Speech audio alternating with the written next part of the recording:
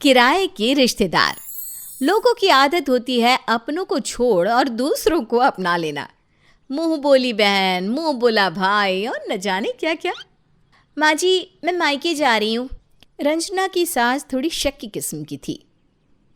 हाँ जाओ, लेकिन ध्यान रखना किसी के हाथ से कुछ खाना नहीं। लेकिन वो मेरे माता पिता हैं, वो मेरा बुरा क्यों सोचेंगे? अरे तुझे तो पता है कि वो जो खिला रहे हैं हो सकता है कि कोई आस पड़ोस वाला दे कर गया हो। अरे बड़ी सीधी है बहू तू। रंजना को तो बस माता पिता के पास जाना था, सो सास की हाँ पर हाँ कर कर चली जाती है मायके। माँ, मेरी सास ना इतनी शक्की और वहमी है, वो तो अपने रिश्तेदारों को भी नहीं चाहती कि वो घर आ जाए। हाँ पता है, वो तो तेरी शादी में ही देख लिया मैंने। अरे पंडित से तो किसी को बात भी नहीं करने दे रही थी, तू ना माना कर उसकी बात। चलो माँ, यहाँ कुछ दिन का तो आराम है। वैसे देवर जी की शादी के बाद तो पूरा ही आराम हो जाएगा। क्या लड़की देख रहे हैं उसके लिए? बताया नहीं तूने? वो गुप्ता जी है ना, वो भी लड़का देख रहे हैं शिल्पी के लिए। ठीक है माँ, मैं सासू माँ को बता दूंगी। रंजना कुछ दिन रहकर अपने घर जाती है। साथ में ढेर सारी मिठाई, सास और दूसरे लोगों के लिए कपड़े, सब कुछ लेकर जाती है। अरे रंजना रुक रुक, वहीं रुक। बहू परेशान, सास घर के अंदर क्यों नहीं आने दे रही? रंजना, ये सारा सामान बाहर ही रखकर अंदर आ जा। रंजना हैरान कि आखिर माँ के सामान को सास अंदर क्यों नहीं लाने दे रही।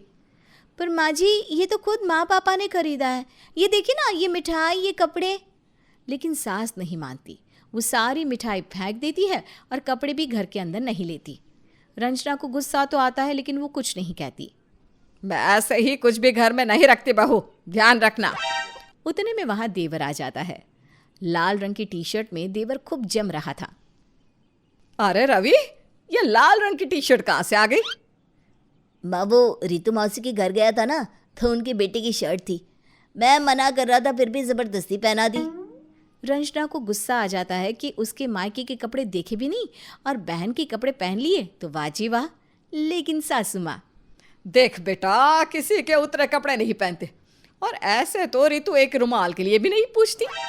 वो तो आपकी हरकतों के कारण माँ, नहीं तो मौसी कितना खुश होती थी लेन देन करके। याद है जब मैं पैदा हुआ था, मौसी ने कितने कपड़े और सामान की ढेर लगा दी थी। अरे बचपन की फ़ोटो आप ही ने तो दिखाई थी। हाँ वो तो ठीक है, लेकिन विकिन के बाद बात आई गई हो जाती है। सभी खा पीकर अपने अपने कमरे में चले जाते हैं। लेकिन आधी रात को कोई घर का दरवाज़ा खटखटाता है। कौन है इतनी रात गए? अरे बड़ को देख बेटा। बड़ा बेटा बहू दरवाज़ा खोलते हैं तो सामने खड़ी होती है पुलिस। सभी पुलिस को देखकर हैरान होते हैं कि तब सास भी आ जाती है। अरे पुलिस, वो भी इतनी रात को? क्या हुआ? रवि यहीं रहता है क्या? हमें उसे पुलिस स्टेशन लेकर जाना है। हाँ लेकिन उसने किया क्या है? उसने बैंक लूटा है। अरे कैसी बात कर रहे हैं आप? वो तो पढ़ाई पूरी करके जॉब ढूंढ रहा है। हाँ इंस्पेक्टर साहब, आपको कोई गलतफहमी हुई है। रवि तो बहुत अच्छा लड़का है। लेकिन पुलिस वाले किसी की नहीं सुनते और रवि को पकड़कर ले जाते हैं। सास परेशान हो जाती है। सारी रात कोई नहीं सोता। आस पड़ोस के लोग भी देख लेते हैं कि रवि को पुलिस ले गई। लेकिन 2 दिन बाद जब रवि वापस आ जाता है, माँ भाभी सभी उसे प्यार करते हैं, गले लगाते हैं। क्या हो गया था बेटा? पुलिस वाले क्यों ले गए थे तुझे? माँ कुछ नहीं, कंफ्यूजन हो गया था, लेकिन अब सब कुछ ठीक है। लेकिन सब ठीक कैसे हो सकता था?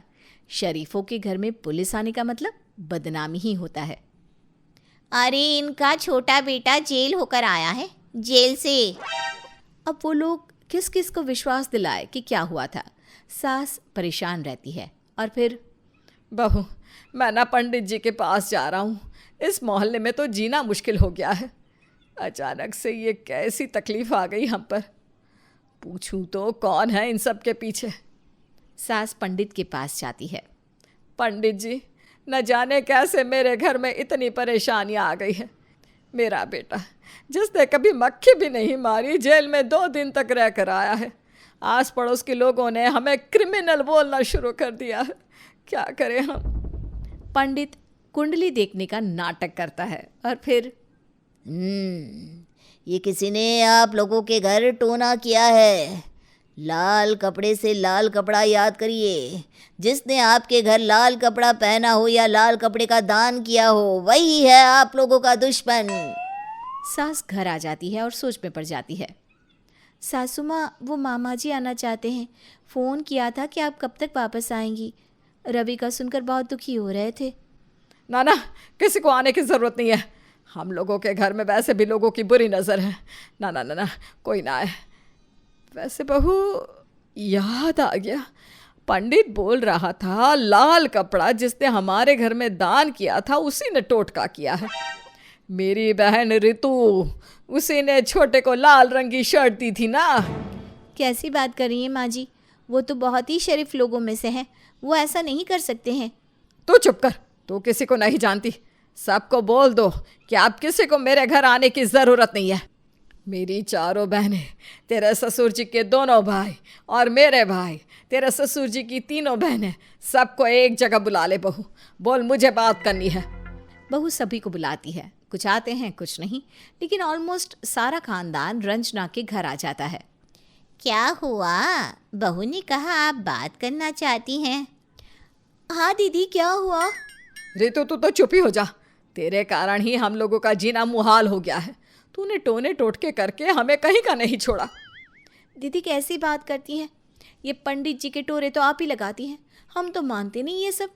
हाँ, तभी तो नहीं मानती ना, तभी लाल शर्ट से मेरे बेटे पर जादू किया, उसे जेल करवा दी। अरे वो तो भला है मेरे पूजा पाठ का कि कुछ हुआ नहीं, लेकिन मेरी इमेज तो खराब हो गई। आज मैं सबसे बोलना चाहती हूँ कि कोई भी जो रितु के साथ रिश्ता रखेगा वो मेरे साथ नहीं रहेगा। सभी को सास की बात गलत लगती है और एक एक कर सभी क्लियर कर देते हैं कि वो तो रितु का साथ देंगे ही, क्योंकि रितु ऐसी थी ही नहीं कि वो अपनी दीदी के बेटे पर टोना करे। माँ जी, ये क्या कर रही हैं? समाज है ये हमारा, बिना रिश्तेदारों की कैसे ज़िंदगी चलेगी? अरे तू चिंता ना कर, सब हो जाएगा। दिन महीने साल बीतते हैं और रवि की शादी जुड़ती है। शादी की डेट आ जाती है। माँ जी, आपने तो सारे रिश्तेदारों का बॉयकॉट कर दिया है। अब कैसे करेंगे शादी? कैसे होंगी रस्में मामा बुआ सबकी? सास नहीं मानती और शादी वाले दिन न जाने कैसे कैसे चेहरे खड़े हो जाते हैं। माँ जी, ये सब कौन है? ये सब किराए के रिश्तेदार है। लड़की वालों को बोलो कि इन लोगों को लेन देन अच्छा करे, नहीं तो हम लोगों के सर पड़ जाएंगे इनके पर डे के चार्जेस। बहू को अजीब लग रहा था, लेकिन क्या करती, सास के साथ रहना है तो उनकी बात तो माननी ही पड़ेगी। लड़की की माँ कहती है, अरे बहू, तुम्हारे मामा ससुर कहाँ हैं? उनको बुला लो। बहू किसी को बुलाकर सामने खड़ा कर देती है। जी, वो मामा की नाम का ये शगन। कैसी बात कर रही है? मैं मामा नहीं हूँ, चाचा हूँ। मामा का पेमेंट तो बहुत कम था, चाचा हूँ मैं चाचा। 51,000 में फाइनल किया था, ना एक पैसा कम ना एक पैसा ज़्यादा। तभी किराए की बुआ आ जाती है। अरे क्या है, कब तक चलेगी शादी? अगली शादी में मुझे चाची बनकर जाना है, चलो जल्दी करो। बहू परेशान कि ये क्या हो रहा है, कौन मामा कौन चाचा कौन बुआ। अरे हमें नहीं करनी ऐसे फर्जी लोगों के घर शादी। चलो चलो, बारात को वापस भेजो। बड़ी मुश्किल से मोहल्ले में जो इज्जत बनी थी, बिना बहू के बारात लेकर जाती तो क्या होता, ये सोच कर ही सास को पसीना आने लगता है कि तभी रवि की बुआ आ जाती है।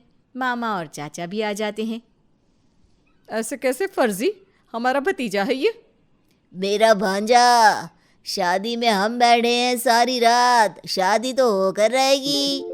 तभी रितु आ जाती है। रितु को देखकर रंजना सास से कहती है, माँ जी, 2 दिन बाद जेल से अगर रवि वापस आए तो सिर्फ रितु मौसी के कारण।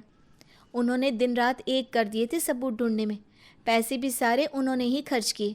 माँ जी, आप गलत हैं और अब मैं भी आपके साथ नहीं हूँ। सास रोने लगती है, रिश्तेदारों के सामने हाथ जोड़ती है। मुझे माफ़ कर दो, मैं नहीं समझ पाई थी कि अपने तो अपने ही होते हैं।